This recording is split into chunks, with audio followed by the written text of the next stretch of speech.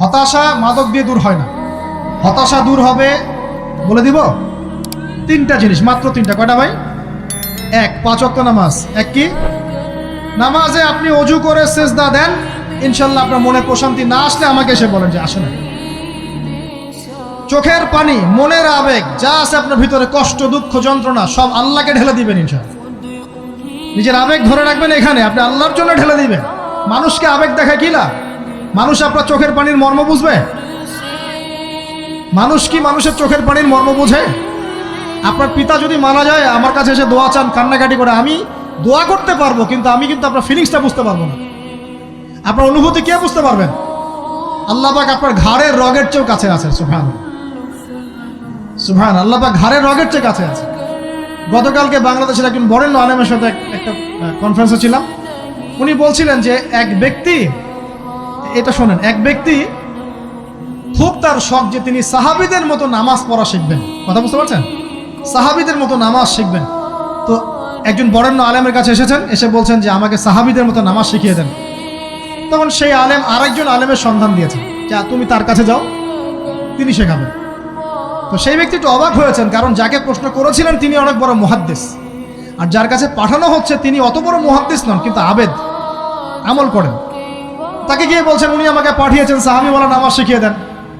তখন তিনি বলছেন ঠিক আছে, সুন্দর করে অজু করে আসো, সুন্দর করে অজু করে আসো।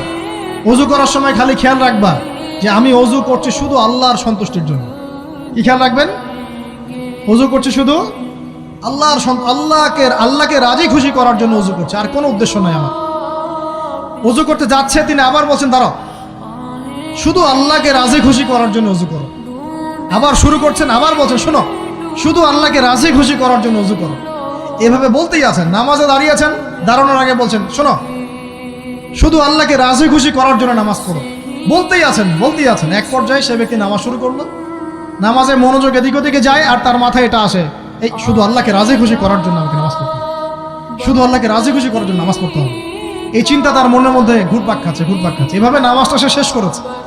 শেষ করে চিন্তা করছে যে নামাজ তো পুরোপুরি মনোযোগ দিতে পারলাম না। বারবার মাথার মধ্যে এরকম চিন্তা আসছে, আল্লাহ আমাকে তো মাফ করে দাও, নামাজটা আমার মনে হলো না ঠিক মতো। তখন সে ফিরে এসে তার সে ওস্তাদকে বলছেন, আমার তো নামাজ এরকম করে পড়লাম, কিন্তু শেষমেশ মনে হলো যে নামাজটা হয়তো কবুল হয় নাই, আল্লাহর কাছে খুব মাফ চাইলাম, আল্লাহ আমাকে মাফ করে দাও, নামাজটা মনে হলো না। তখন সেই যে প্রথম ব্যক্তি যিনি পাঠিয়েছেন তিনি বলছেন এটাই হলো সাহাবীওয়ালা নামাজ। তারা আল্লাহকে রাজি খুশি করার জন্য নামাজ পড়তেন, নামাজ শেষ করে আল্লাহর কাছে ইস্তেগফার করতেন, আল্লাহ কিছুই হলো না, কিছুই হলো না। আমার কথা কি বুঝতে পারছেন? অতএব আল্লাহকে রাজি খুশি করার জন্য আপনি আপনার আবেগ, আপনার ইবাদত সব ফেলে দিবেন, অন্য কারো কাছে কিছু পাওয়ার আশা করবেন। আমাকে আল্লাহ পাঠিয়েছেন দুনিয়াতে নামাজ পড়তে, রোজা রাখতে, দিনের প্রচার করতে, দিনের জ্ঞান অর্জন করতে, এই তো। তা আমি একজন মেয়ের জন্য জীবন নষ্ট করে দিব কেন? আমি তাহলে আল্লাহর কাছে কি মুখ দেখাবো, আর নবীর কাছে কি মুখ দেখাবো? ওখানে গিয়ে বলবো আল্লাহ আমি আমার অমুক প্রেমিকার জন্য আশেক হয়ে একদম জীবন দিয়ে দিয়েছি, আত্মহত্যা করেছি। গেছে ভাই, যাইতে দেন। যে ব্যক্তি আপনার অবস্থানকে মূল্যায়ন করে নাই, সে আপনার যোগ্য ছিল না। এখন আপনি কি করবেন? নিজের অবস্থান উন্নত করেন, আপনার পিছনে লাইন ধরে ঘুরবে ইনশাআল্লাহ। এটাই বাস্তবতা। দুনিয়া খুব খারাপ জিনিস। মানুষের অবস্থানকে মূল্যায়ন করে, মানুষের অবস্থানকেই মূল্যায়ন করে, কিন্তু আল্লাহ রাব্বুল আলামিন আপনাকে সর্বাবস্থায় ভালোবাসেন। আলহামদুলিল্লাহ। এই যে আমরা এখন অনেক পাপ করছি না, আল্লাহ কি আমাদেরকে আযাব দিয়ে ধ্বংস করে দিয়েছেন? আল্লাহ পাক এখনো আমাদেরকে ভালোবাসেন, রহম করেন, আল্লাহ পাক অপেক্ষা করছেন কখন তওবা করবে, আমি তওবা কবুল করব। এই কখন আমার বান্দা খালি একবার বলে আস্তাগফিরুল্লাহ, আল্লাহ পাক সাথে সাথে মাফ করে দিবেন। সেই আল্লাহকে ভুলে আপনি কার পিছনে ছুটছেন? আমরা কিন্তু নিয়াত করতে পারি ভাই যে আমরা যারা ওয়াজ শুনলাম জীবনে কোনোদিন সিগারেটে হাত দিব না ইনশাআল্লাহ। রাজি আছি ভাই? অন্য বড় বড় জিনিস তো বহুত দূরের কথা। আচ্ছা, অনেকে রাজি হয় নাই কেন? আপনারা কি অলরেডি আসক্ত? আমি অনেক ভাইকে দেখেছি মাশাআল্লাহ ইফতার খুলেই একদম বেনসন টানা শুরু করে। হ্যাঁ, এটা যে হারাম আপনাদের কেউ ওয়াজ করে শোনায় নাই? এটাকে কি মনে করেন আপনারা, হারাম না হালাল? কেউ বলেছে মাকরু, নাকি মাকরু ফতোয়া দিয়েছে? মাকরু শব্দের অর্থ জানেন আপনি? মাকরু শব্দের অর্থ কি শোনেন। সূরা বনী ইসরাঈল খুলবেন। কোন সূরা? সূরা বনী ইসরাঈল আল্লাহ পাক বলছেন, আমি বনু ইসরাঈলকে এই কাজগুলো করতে নিষেধ করেছি। কোন কোন কাজ? জেনা করো না, জেনার ধার কাছে যেও না, এতিমের মাল আত্মসাৎ করো না, শিরিক করো না ইত্যাদি। যারা আলেম আছেন তারা আমার কথা বুঝবেন। এই কাজগুলোর পরে আল্লাহ পাক বলছেন যে এই প্রত্যেকটা কাজ আল্লাহর কাছে মাকরুহ, অপছন্দের। কিসের? অপছন্দ। তাহলে এটাকে আপনি সহজ মনে করছেন? নিয়াত করি আল্লাহ পাকের সন্তুষ্টির জন্য আমরা কোনোদিনও মাদকের সাথে সম্পৃক্ত হব না।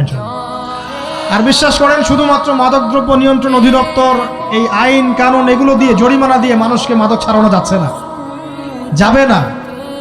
কেন যাবে না এটা আপনারা খুব ভালো করেই জানেন, আমি বলতে চাচ্ছি না। অনেক সময় মাদক বিরোধী কনসার্ট করে মানুষ, মাদক বিরোধী কনসার্টে ওঠার আগে এক বোতল ডাইল খেয়ে আসে আগে। এগুলো কি বাস্তব কথা বলছি না অবাস্তব কথা বলছি?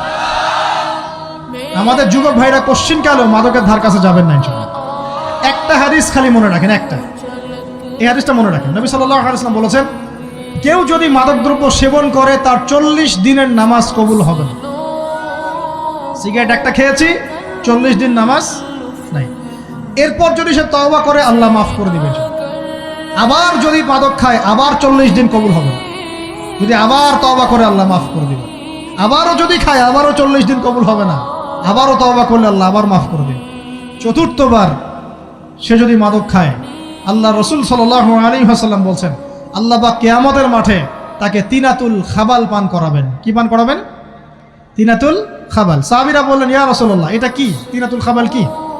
নবী সাল্লাল্লাহু আলাইহি ওয়াসাল্লাম বলছেন, এটা হচ্ছে জাহান্নামীদেরকে আযাব দেওয়ার পর তাদের রক্ত মাংসের যে পুঁজ বের হবে, এই যে ড্রিঙ্কস, জাহান্নামের হার্ড ড্রিঙ্কস, এই ড্রিঙ্কসের নাম হলো তিনাতুল খাবাল।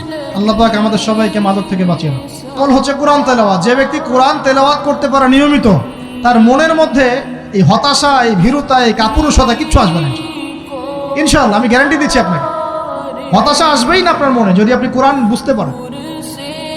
কোরআনের একটা আয়াত নিয়ে কোনো সময় দেখা যায় 2-3 ঘন্টা সময় পার হয়ে যাচ্ছে, আয়াতটা ছেড়ে সামনে যেতে পারছি না।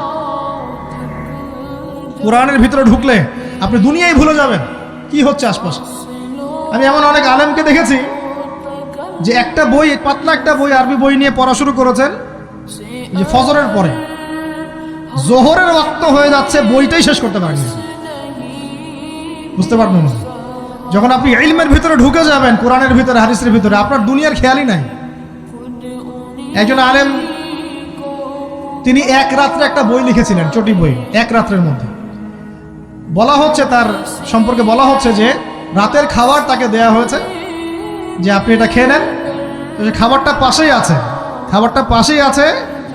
খাবারটা খাবো, এটা লিখে খাবারটা খাবো, এরকম তার চিন্তা ছিল।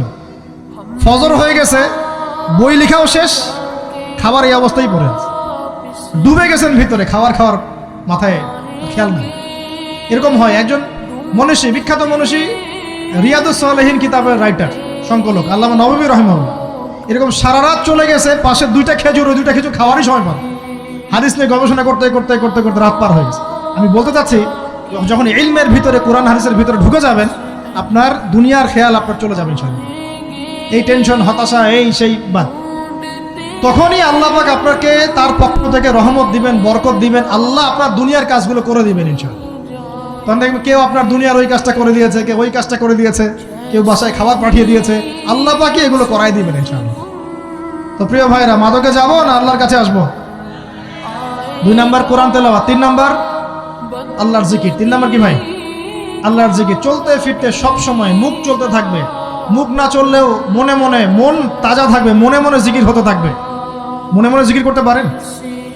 মুখ নড়বে না, কিন্তু মনে মনে আপনার একটা জিকির হতে থাকবে, সুবহানাল্লাহ ওয়া আলহামদুলিল্লাহ, লা ইলাহা ইল্লাল্লাহ, আল্লাহু আকবার। পারা যাবে? পারে। মানুষের মন কখনো চুপ করে থাকে না, কিন্তু মানুষের মন অলওয়েজ কিছু না কিছু চিন্তা করতে থাকে না, যতক্ষণ না ঘুমায় মানুষ। তো প্রিয় ভাইরা, বেশি বেশি জিকির করব, সুবহানাল্লাহ, আলহামদুলিল্লাহ, লা ইলাহা ইল্লাল্লাহ, আল্লাহু আকবার, লা হাওলা ওয়ালা কুওয়াতা ইল্লা বিল্লাহ, এগুলো চলতে থাকবে। আল্লাহ পাক তৌফিক দান করুন। আমরা আমাদের সমাজে যুবকদেরকে এরকম টিকটকে দেখছি, অনলাইনে আসক্ত দেখছি, জেনায় আসক্ত দেখছি, পর্নোগ্রাফিতে আসক্ত দেখছি। আমরা দেখছি আমাদের যুব সমাজকে মাদকে আসক্ত, কিশোর গ্যাংয়ে আসক্ত। এইগুলো কি আমাদের কাম্য ছিল ভাই? আমাদের কাম্য ছিল? এই অবস্থায় কি যুব সমাজ আল্লাহ পাকের দ্বীনের পতাকা হাতে নিয়ে আল্লাহর জমিনে দিন কায়েম করতে পারবে কিনা একটু আমাকে উত্তর দেন দেখি। এখন এই অবস্থায় পারবে? অতএব অবস্থার উন্নতি করতে হবে কিনা? উন্নতির জন্য রাজি আছে কিনা ইনশাআল্লাহ? আমরা চাই কি আল্লাহ পাকের দিনটা আল্লাহর জমিনে প্রতিষ্ঠা লাভ করুক, আল্লাহর দিন সবার ঘরে ঘরে পৌঁছে যাক। আল্লাহ পাকের দিনের যে সৌন্দর্য সবাই সেটাই, এই সৌরভটা সবাই পাক, আমরা চাই কিনা? সমাজে শান্তি প্রতিষ্ঠা হোক, আবার সেই রাসূলের মতো যুগ চলে আসুক, আমরা চাই কিনা? অতএব আমাদের সবাইকে যৌবনের এই প্রলোভনগুলো থেকে বেরিয়ে এসে আল্লাহ পাকের ইবাদতে আত্মনিয়োগ করতে হবে। আল্লাহ পাক আমাদের সবাইকে তৌফিক দান করুন, বলি আমিন। আমাদের সবাইকে আল্লাহ রাব্বুল আলামিন কুরআন এবং হাদিসের গভীর জ্ঞান অর্জন করার তৌফিক দান করুন, বেশি থেকে বেশি ইবাদত করার তৌফিক দান করুন। আল্লাহ পাক সবাইকে হারাম সমস্ত রিজিক থেকে বাঁচিয়ে রাখুন, জেনা, ব্যভিচার এবং নারীর ফিতনা, মাদক থেকে আল্লাহ বাঁচিয়ে রাখুন। আল্লাহ পাক আমাদের সবাইকে হালাল রিজিক, হালাল সম্পর্ক যথেষ্ট করে দিন। আল্লাহ পাক আমাদের সবাইকে যেন দিনের দাওয়াতের মেহনত করার তৌফিক দান করেন এবং আলেম ওলামার সাথে পরামর্শ করে দিন শেখার এবং বোঝার তৌফিক দান করেন। যুবতী দিনী বোনদের জন্য, এখানে বোনরা আছেন না? আছেন কি না? দিনী বোনরা আছেন? একটা নসিহত দিনী বোনদের জন্য আমি একটা নসিহত করতে চাচ্ছি, একটা নসিহত। আমার এই একটা নসিহত একটু মন দিয়ে শুনুন প্রিয় দিনী বোন। রাসূলুল্লাহ সাল্লাল্লাহু আলাইহি ওয়াসাল্লাম আমাদের দিনী বোনদের জন্য জান্নাতে যাওয়ার একটা ফর্মুলা বলে দিয়েছেন। আমি কি বলবো সেটা? আচ্ছা, রাসূলুল্লাহ সাল্লাল্লাহু আলাইহি ওয়াসাল্লাম বলেছেন আমাদের দিনী বোনেরা, আমাদের মায়েরা, এই নারী জাতি মাত্র 4টা কাজ করলে জান্নাতের যে কোনো দরজা দিয়ে ইচ্ছা প্রবেশ করতে পারবেন। খুশি হন নাই? কয়টা কাজ? মাত্র 4টা। এক, যদি আমাদের দিনী বোনেরা 5 ওয়াক্ত নামাজটা ওয়াক্ত মতো পড়ে, আল্লাহ পাক তৌফিক দান করুন, বলি আমিন। 2 নাম্বার, যদি তারা রমাদান মাসের রোজাটাকে ঠিক মতো আদায় করতে পারে। 1 নাম্বার 5 ওয়াক্ত নামাজ ঠিকঠাক আদায় করা। 2 নাম্বার রমজান মাসের সাওম রাখা। 3 নাম্বার তাদের লজ্জাস্থানের হেফাজত করা, মানে শরঈ পর্দা মেনটেন করা, শরঈ পর্দা মেনটেন করা। এবং আমি বলে দেই, চেহারাটা আপনাদের পর্দার অন্তর্ভুক্ত। এটা নিয়ে অনেক বাকবিতণ্ডা হয় না সমাজে, চেহারা দেখানো যাবে কি যাবে না ইত্যাদি। চেহারা আপনার পর্দার অন্তর্ভুক্ত বিষয়, ফুল স্টপ। এর উপরে ফতোয়া অনেকভাবে দিচ্ছে, কিন্তু বরেণ্য উলামায়ে কেরামের কিতাবগুলো ঘাটাঘাটি করেন, তাদের ফতোয়া হচ্ছে চেহারা আপনার পর্দার অন্তর্ভুক্ত বিষয়, চেহারা ঢেকে রাখবেন। আল্লাহ পাক তৌফিক দান করুন। চোখ থাকবে খোলা, ঠিক আছে। 4 নাম্বার, স্বামীর আনুগত্য করতে হবে। স্বামীর আনুগত্য, এই যে আনুগত্য শব্দ শুনলেই মানুষের একটা মানে নেগেটিভ ধারণা তৈরি হতে পারে। স্বামীর আনুগত্য মানে কি আমি তার দাসত্ব করব? আনুগত্য মানে, প্রিয় দিনী বোন, আনুগত্য মানে দাসত্ব নয়। আনুগত্য মানে কোরআন সুন্নাহর যে বিধানগুলো আপনার স্বামী আপনাকে পালন করতে বলবে, আপনি সেগুলো করবেন, আপনি করতে বাধ্য। কিন্তু স্বামী যদি কোরআন সুন্নাহর বাইরে কিছু করতে বলে, সেটা মানতে আপনি বাধ্য নন। স্বামী যদি আপনাকে বলে যে সুদ খাও, এই সুদী এনজিওতে আসো, নাম লেখাও। স্বামী যদি আপনাকে বলে যে আসো বেপর্দায় বাইরে যাই, সাজুগুজু করে বের হও, চলো ঘুরে আসে বেপর্দায়। স্বামী যদি বলে দেবরকে একটু খাবারটা দিয়ে আসো, আমার অফিসের কলিগ আসছে, খাবার পরিবেশন করো, আসো ডাইনিংয়ে আসো। এই যে হারাম কাজ, বেপর্দার আদেশ করছে, সুদের আদেশ করছে, আপনি সেগুলো পালন করবেন। কিন্তু হালাল বৈধ যে কোনো বিষয় আপনি স্বামীর আনুগত্য করবেন, এটা আপনার উপর ফরজ।